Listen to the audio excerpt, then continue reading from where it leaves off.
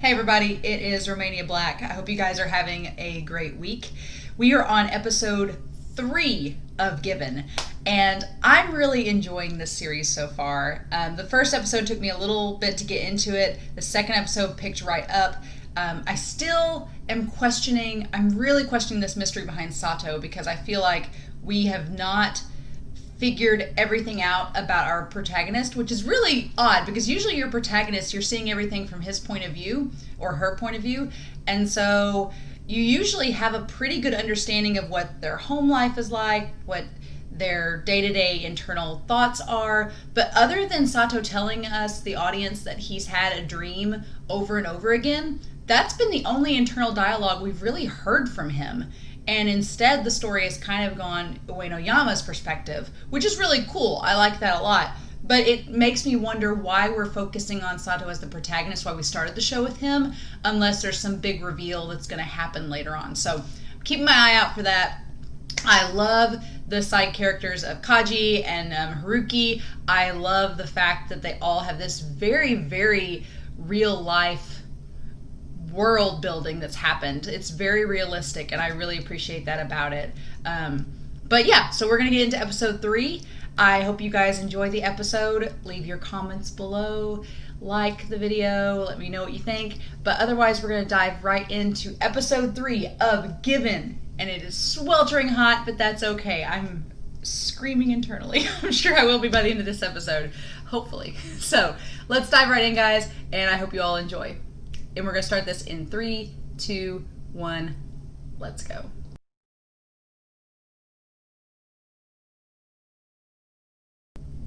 Oh, I'm so ready.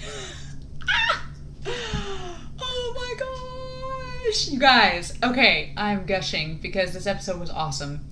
Okay. I love that Kaji and Haruki have this acknowledgement that, yeah, Uenoyama likes Sato, like not just as a friend, he likes Sato as more than that. And Uenoyama may not really realize it, and this episode is kind of Uenoyama slowly maybe starting to come around to grips with that.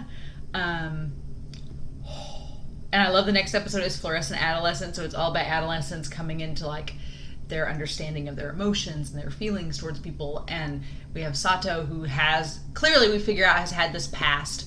Yuki, whether he was a lover, a friend, someone was important to him and he passed away, and Yuki's been trying to deal with that.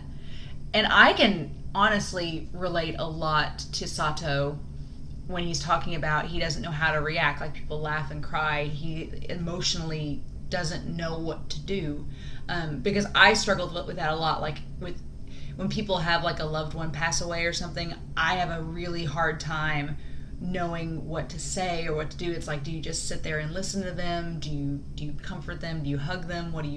I have a really hard time sometimes gauging like what that person wants, because everybody grieves differently, and so figuring out what that person needs in that moment, I struggle with that a lot. So when Sato's going on this story about how he his friend has died, someone he cares about, but he doesn't know what to do. He can't cry or laugh or reminisce. He just feels empty and blank. Like, that resonates a lot.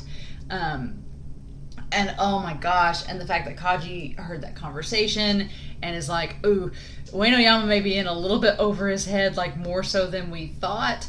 And him and Haruki's relationship is very odd, because I get the impression that maybe Haruki likes Kaji, but Kaji's maybe in a relationship with Uenoyama's sister, maybe, and Kaji kind of flirts back with him, like touches his hair and makes like certain glances, but I don't know if Kaji likes Haruki like that, like maybe Haruki does. So there's that aspect of it. And I like that Sato, we do understand that Sato is competent. Like, this whole spaciness has not been him being dumb, because he's smart enough to get a job. He got a job at the concert venue, and he's smart enough to text Haruki and to let people know like what's going on in his life. He just is emotionally distant and doesn't know how to use his emotions and interact with people like that. And so Kaji's like, you gotta, it's a two-way street. You've got to communicate with him. And so Uenoyama, again, Haikyuu reference, Uenoyama and Kageyama, the Yamas are struggling with the communication. Because that's like a Kageyama thing. He struggles to communicate with others. And I wanted to comment on that in the episode, in the actual episode, and I was like, no, save the Haikyuu references for last.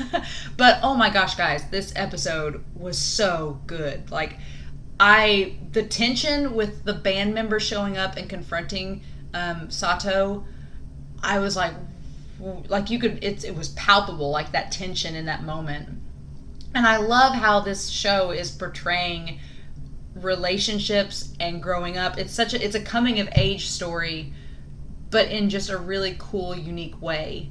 And I like that we have this outsider perspective, this college perspective, happening at the same time as the adolescent. Because usually we only get one. We usually get the teenagers falling in love or coming of age, and there's not outside commentary while it's happening. It just happens, and we, the audience, have to kind of fill in the blanks and make our own commentary. But here, at the same time, Haruki and Kaji are kind of like our commentators. Like, they are commenting on what's happening in this moment between Uenoyama and Sato, and we can relate to what they're talking about because we think the same things. So I'm curious, since he's working at a concert venue, that leads me to believe that these band members are going to run into him again. Like, it's going to eventually happen. And so I want to know, there's still the question of, okay, was Yuki his boyfriend? Was Yuki just his friend? With Sato, did Sato steal the guitar? Was he given the guitar? Did he just take it? The band member didn't seem to want it back. He just noticed that it was Yuki's guitar. So I'm curious to know what the circumstance was of his death and what that had to do with anything. But it's clearly something that has traumatized Sato, and he doesn't know how to process it still.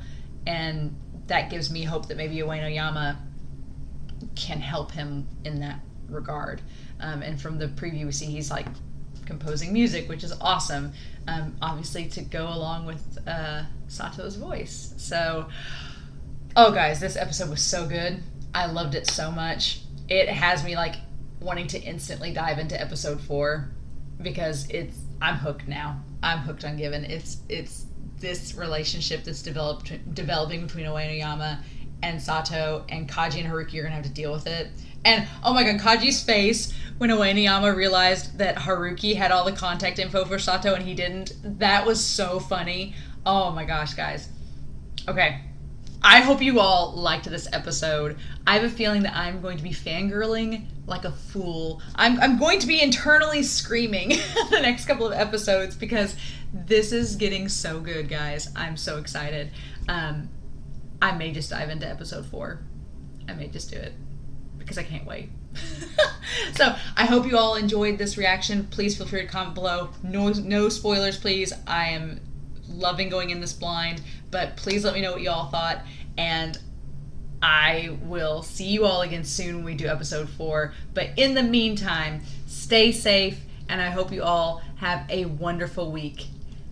I'll talk to you all again soon. Bye.